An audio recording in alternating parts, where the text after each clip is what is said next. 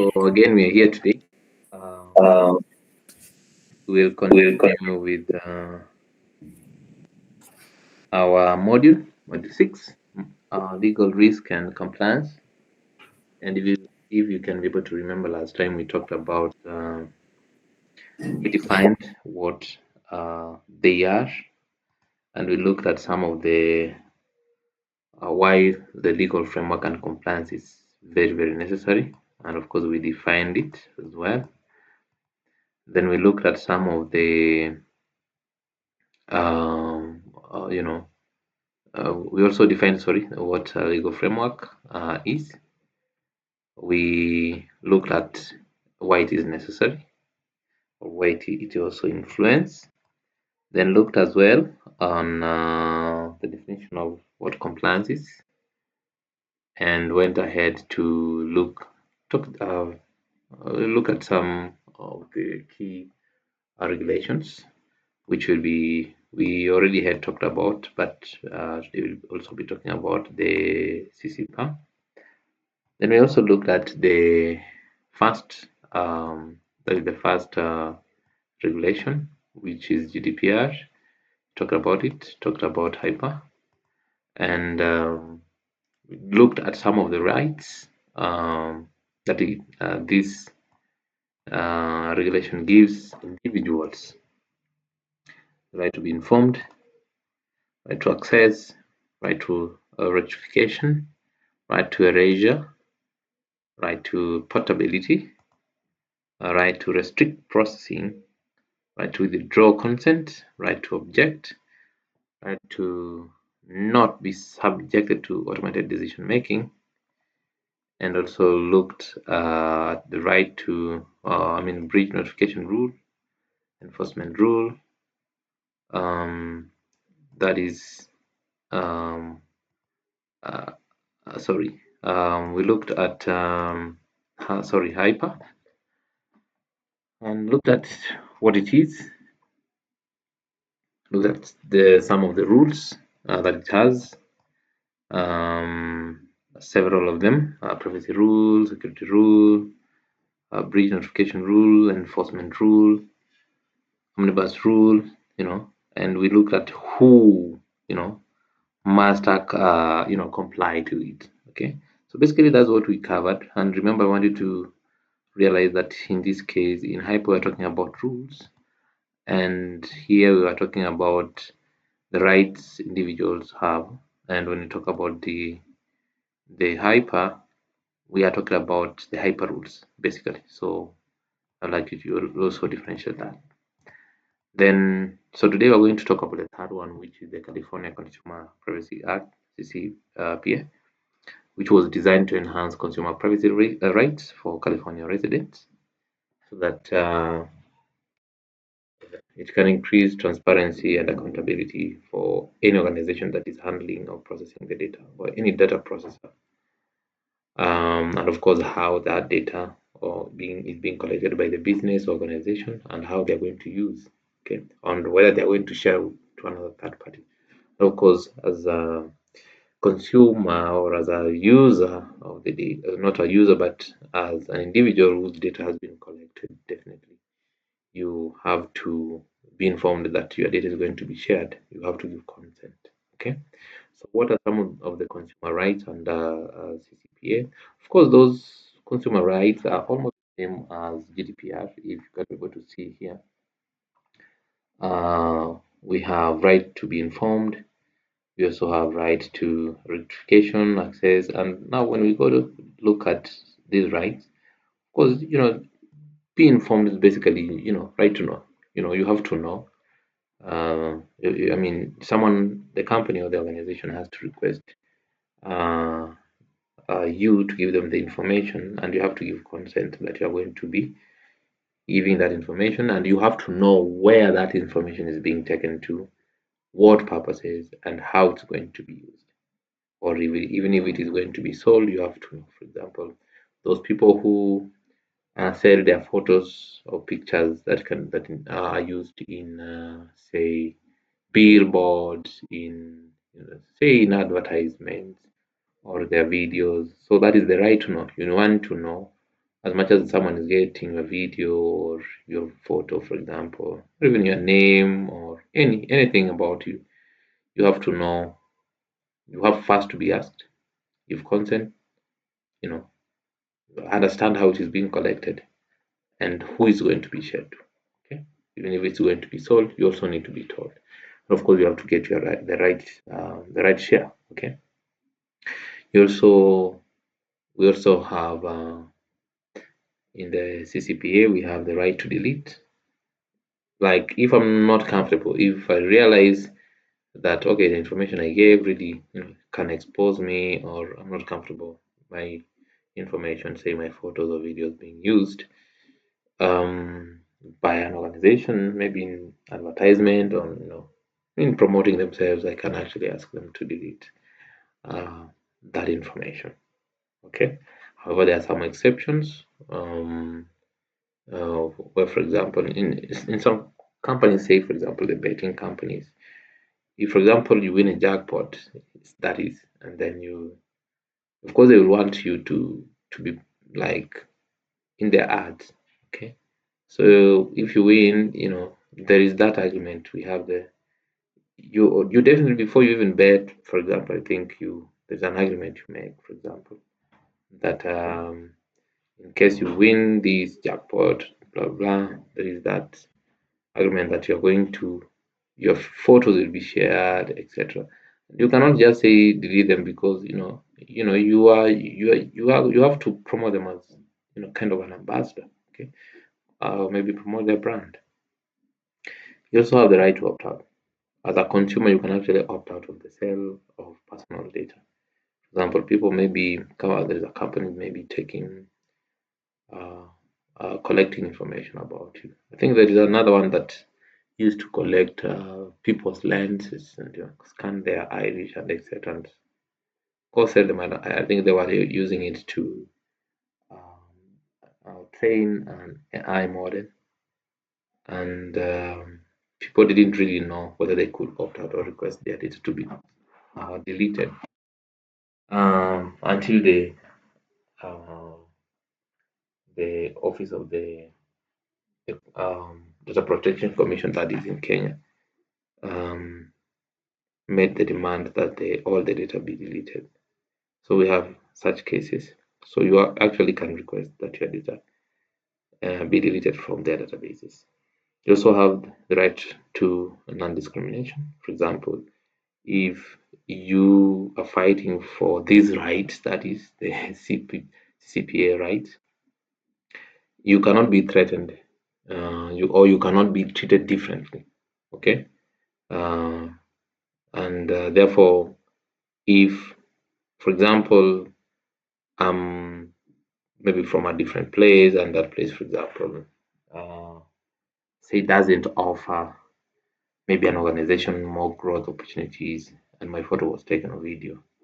If I say that it shouldn't be mentioned that, for example, this comes from this, therefore, in that case, I should say no to discrimination. I should not be discriminated for or whichever reason for standing with the CCPA right.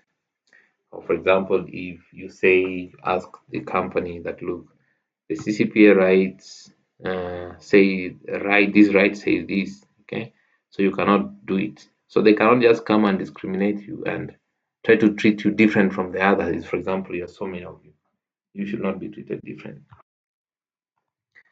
Um, Now let's talk about risk management principles. And but before that, we need to understand what risk management is, which is the process of identifying, assessing, and responding to security risks that can impact an organization's information systems, data, and business operations. Just do it this way. You know, in your home where you stay, you definitely do what we call risk management. So many times, sometimes you don't even know. For example, if, for example, you stay alone, you have to lock the door. Why do you lock the door? Lock the door because you are managing the risk of being, vandalized, or well, let me not just say vandalized, or maybe of maybe the risk of a burglar, kind of. Okay, you actually managing the risk. You have to know that there is a risk of maybe someone coming in and picking one, two, three, maybe valuable items in my house. Therefore, you go to what is the solution to this? Of course, you have to come up with a solution that you can use now to respond to that risk. Okay. So the response is okay, fine. I want to lock the door, and basically that is an example of a risk management or exercise. I'll say exercise or process. So on the issue of the screen not moving, basically what we talked about was the CCPA. We looked at the right to know, right to delete, right to opt out, right to non-discrimination. So we looked at this, and we also move now to risk management. So this is where we are right now. Basically, we are talking about it and said that the class, I mean, sorry, the any problem you encounter or you feel like something's going to happen, you have to look for a way to mitigate it. Okay, and I'll give you an example of a risk management that you, when you feel like someone can come to your house without your knowledge and pick something that you really value, you're going to come up with you know a way of responding to it. So you can actually you definitely assess, sorry. So first, for example, just think about living in a place, and maybe you have collected some information about the place that maybe there are so many theft incidences or cases. So you have identified that risk of someone coming into your house and stealing something valuable. You have to assess it. Maybe sometimes, maybe these guys come in at night. Um, Maybe they come during the day when you are not there. So you actually have to assess what time actually it happened. Then you respond. In this case, you can actually you can install CCTV cameras. You can install any, let me just say, any smart CCTV cameras. You can install any coded, padlocks. You or maybe you can actually hire a security guard, to actually, you know, be there physically. And that is basically the whole process. So you will think of a problem that you are likely to encounter, then you assess it, then you respond, look for a way to respond to that security risk. Okay.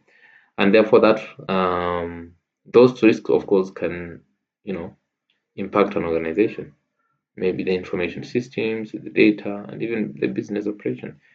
The operations may stop if, for example, data has been breached, or maybe the system has been hacked. So that's an example. If someone comes to your house and steals maybe your TV set, um, your information, I mean, that is, for example, the information system. Basically, you're not going to watch the news, or maybe you watch your favorite movie, maybe a 1 hour movie or a 40, 30 minutes movie. But definitely it has impacted you. Now, why is risk management complex in a cloud environment? We have mentioned these several times, but we will continue mentioning them.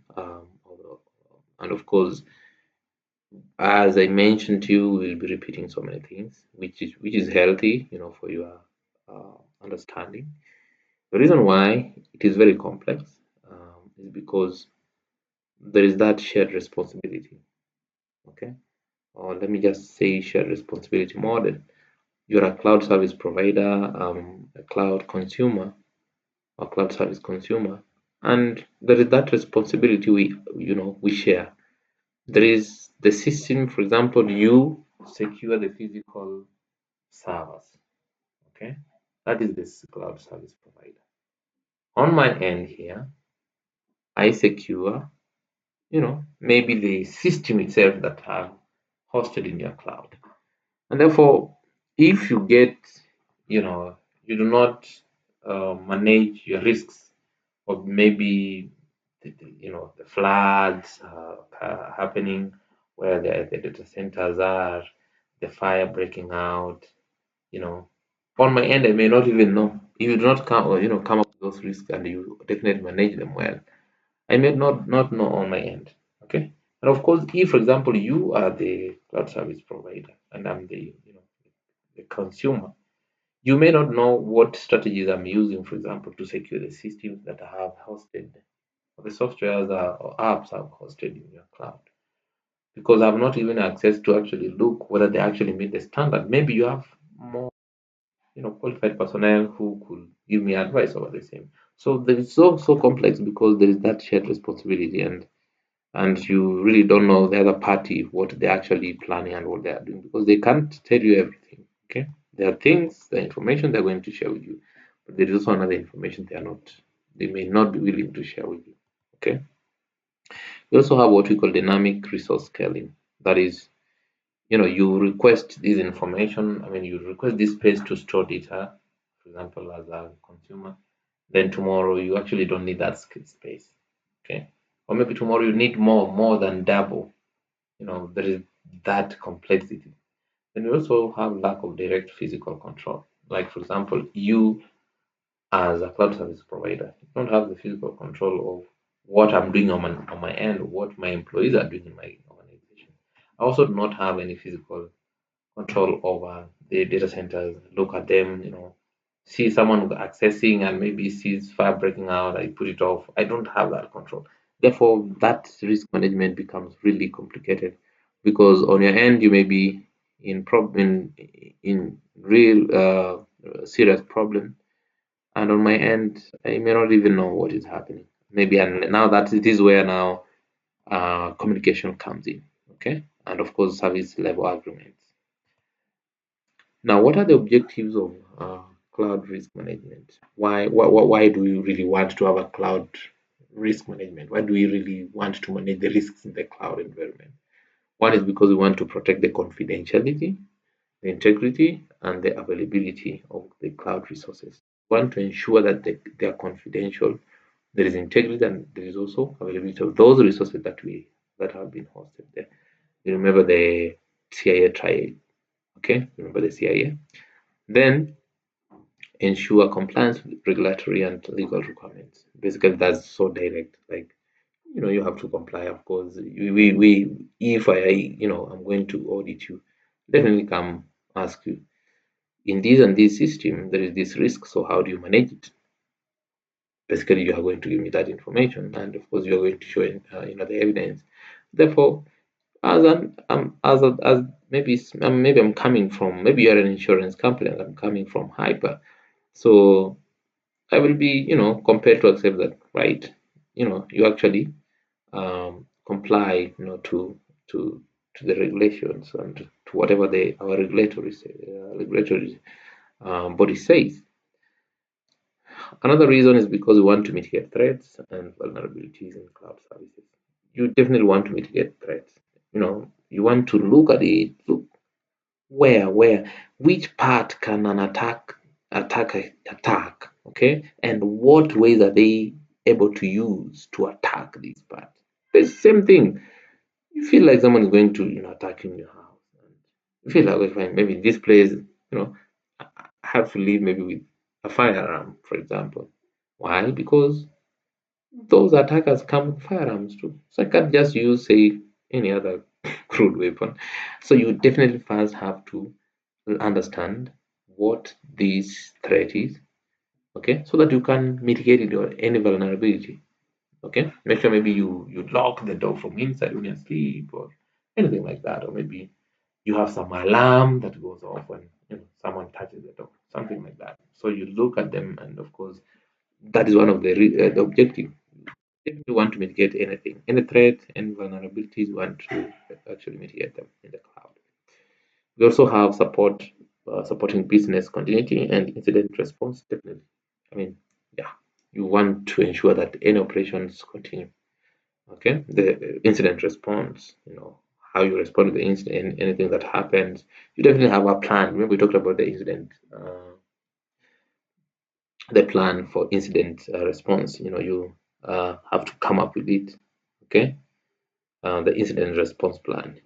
Definitely, coming up with the risk management. gives you that opportunity to be able to respond to any incident. Then we move to the core risk management principles. No, what are some of the principles in risk management? What do you look at? I mean, how do you do it? Okay, first of all, you have to identify the risk identification. Okay, you first understand what assets, for example, are in the cloud. Like, what do you really have there? Like, the first is you have to know what you have there. It's like, for example, you move to a there's nothing you didn't move with anything inside that you just went with your bag that you get out to go to work in the morning. That bag that you went in with.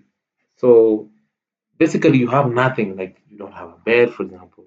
Maybe you have a mattress, or maybe you don't even have a bed, or no mattress, nothing. Like maybe you just moved yesterday and you are planning maybe in 1 week or 2 weeks.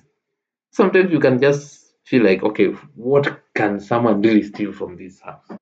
Okay, you can actually leave the house open because you don't really need to buy expensive padlocks and put there when you don't have anything expensive inside. So basically, you understand what asset you have, and then from there now you identify the threats. Like, what threat do I have on having this in the cloud? What threat do I have in having refrigerator? What threat do I have in having, say, food in the house? Okay, what threat? Like you have to really first understand what you have and what threatens it. Okay, for example, maybe it could be malware. Maybe there is an inside attack that could really happen because of the kind of data that is there, or maybe in vulnerabilities that are there. Maybe the system there could be a misconfiguration maybe that is happening, and that could happen if, for example, a system admin forgets to configure some part of the system, maybe that has been outsourced. So you have to first understand that. And then next, you have to know who owns that risk. Who owns the risk? Okay, fine. You know, for example, that the gate is maybe where you stay, maybe it's an apartment or maybe gated community. And in each gate there is uh, you know a security guard. Okay. And of course, I told you nobody can take anything in this house, even if you leave your house open. In any of these houses, maybe there are 200 units. If someone takes, of course, that's not a risk that you own because you have been told that somebody can come and steal. But in this case, in our place, they can't come because we are taking care of everything. So you can even leave your house open. So who owns the risk? Maybe the landlord. Okay. So now you look for a way just in case anything happens. Maybe they already have everything in place that they're using it. Or maybe they tell you, okay, we don't have any security guard here. So I mean, make sure you always close the door. So who owns the risk now? Shifts to you. Shifts to you. So you have to know who owns the risk. Okay. So that's the first. Once you identify the risk, we go to assessing the risk. Okay. You have identified the risk, and of course, that's by first looking at what is in what you have in the cloud, the threats, and of course who owns the risk. Now we want to assess the risk. You have to evaluate the likelihood of each threat exploiting a vulnerability. Like, what is the likelihood that there is going to be a device attack?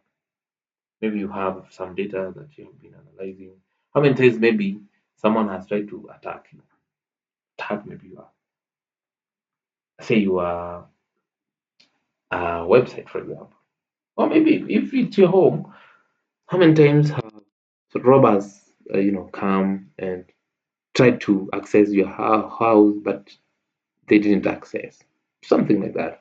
Or maybe you hear that maybe you hear from a neighbor that there's so many people attack this place, especially between Monday and Sunday, or maybe in December, something like that. Maybe when people have gone maybe to you know to say hi to, or maybe to some holidays, they can actually attack. And it happens between this and this. So you definitely know there is a likelihood of this happening between this and this time. Okay. Then you have to measure the impact on business operations for data security. You have to know, like, okay, fine. Someone, maybe the attacker, maybe the burglars come and they steal, the robbers come and steal one, two, three, four. Really, how does it affect me? I mean, what is the severity of that, you know, of that impact? How severe is it? Okay. So you have to know how severe that impact is. For example, if someone comes and steals your bed and mattress, I mean, it's so severe because where are you going to sleep that night? For example, if you come back today, okay, so how are you going to operate? Someone steals your work laptop or machine.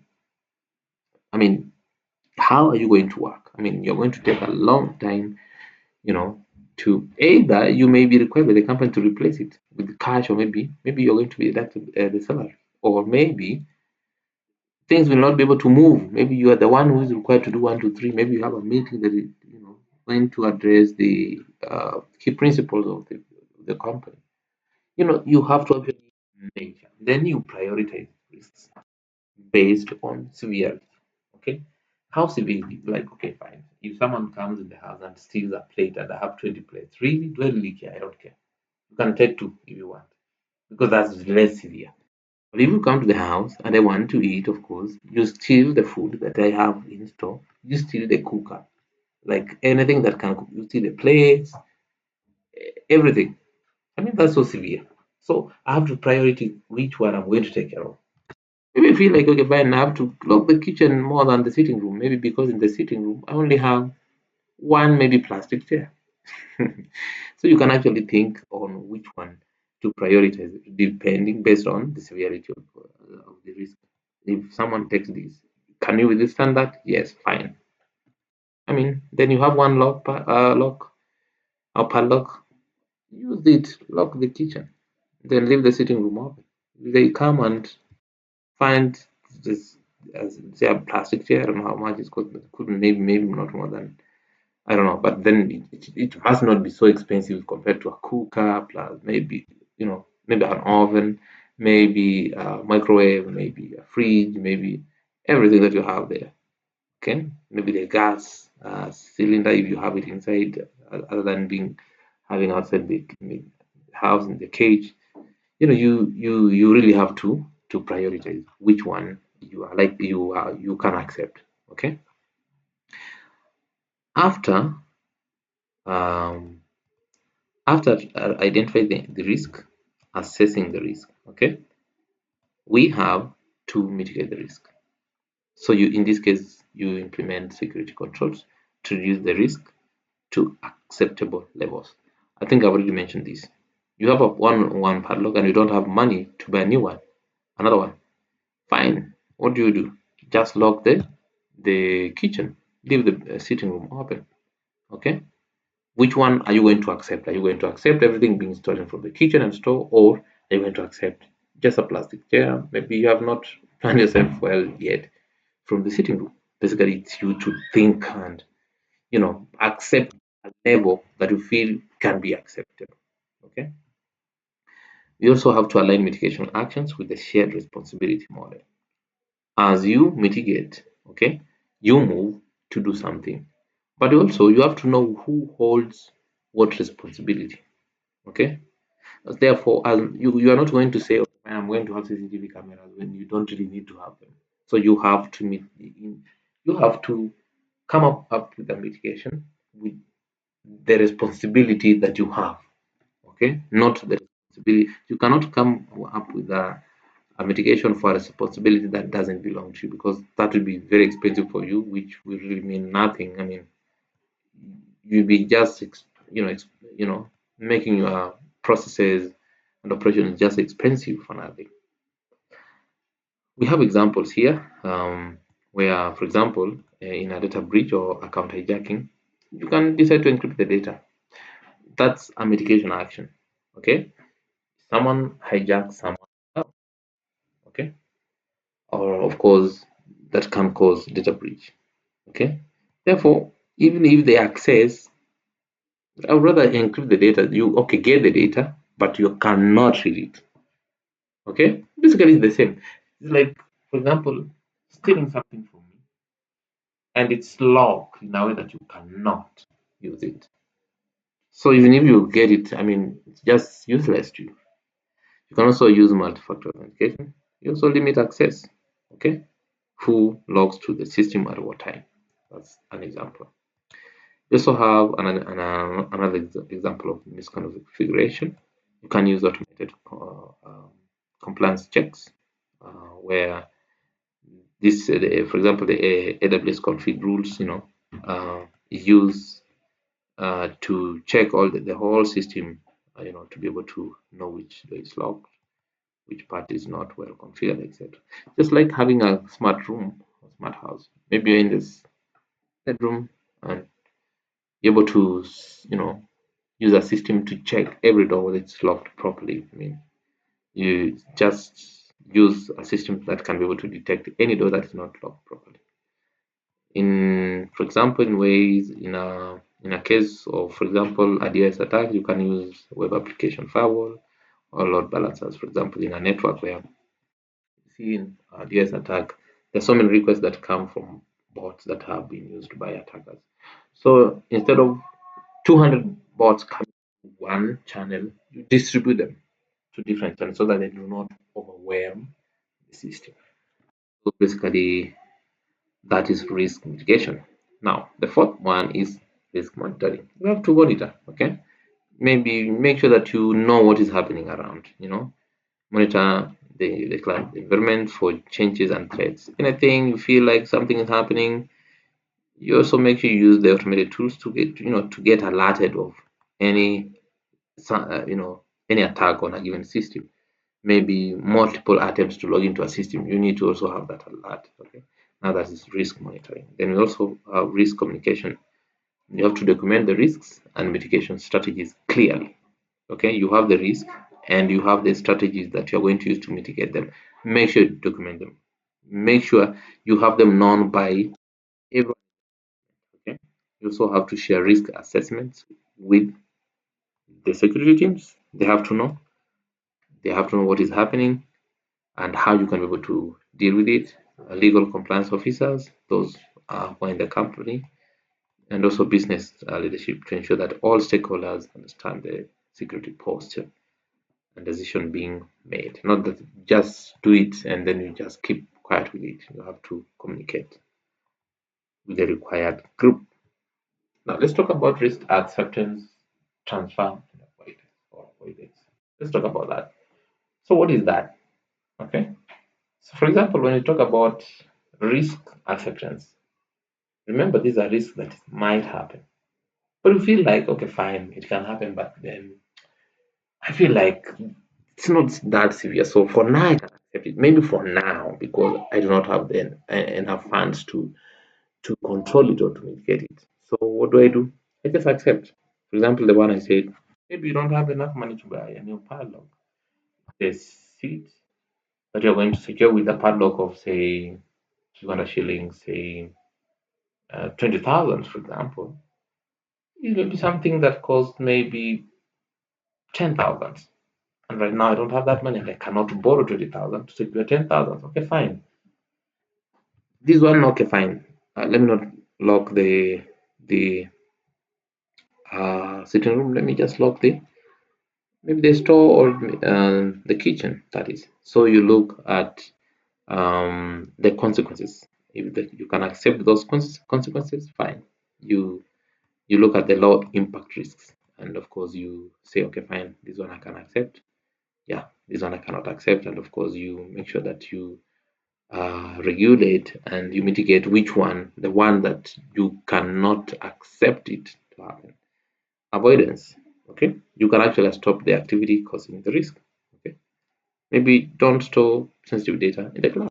Simple. Like, say you don't want someone to come and steal from you in the house, maybe the food. Okay, that's you avoid and say, fine, I'm not going to buy now food and store it in the house. I'll be buying daily. Maybe I'll store it somewhere where someone secures it. Then day they'll be picking the evening to come and cook, maybe. So definitely you avoid any of those risks.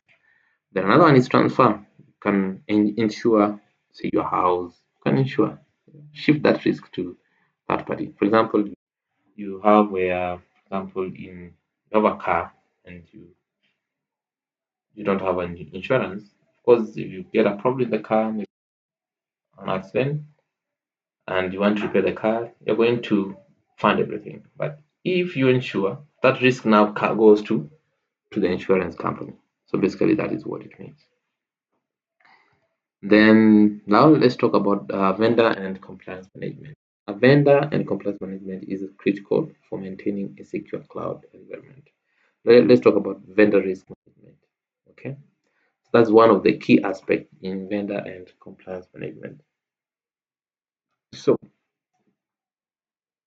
when you are getting a software from a vendor, remember this is a software that you have not created. You just feel like it can be able to help you perform automate some operations. Okay, or maybe some activities in your organization. So they have created a software that can do 1, 2, 3, 4. So first of all, what you do is you have to risk assess the vendor. Like, okay, you're giving me this. How does it operate? How is the security? Do we even the multi-factor authentication? Okay, do we use biometrics, etc. So you perform due diligence before contracting. Okay, so it's the same like you want a cloud service provider to give you this 1, 2, 3, 4, maybe your software other systems there, and maybe you're not so sure about how it happens. And remember how the middlemen come in. Remember we talked about that. If you can be able to remember, you can go actually and check it. You have to do what we call due diligence. You have to know exactly how this product works and what are the risks.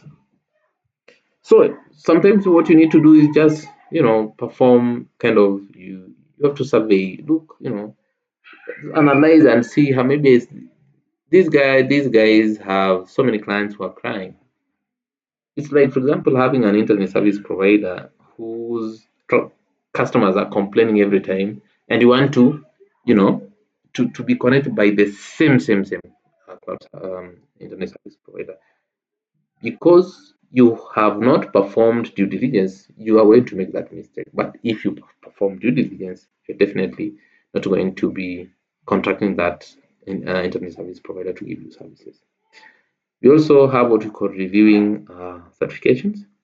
The ISO, for example, the ISO, the SOC 2, you have to review the certifications that are there, whether they have them. If they do not have them, look, just request them from them. See, are they ISO 27001 certified? No, or yes. Are they SOC 2 certified? Fine. That is how you need to do. You also need to evaluate data handling practices and security controls. You have to come up with, how to, be able to see how they operate. Okay, how do they operate on the data?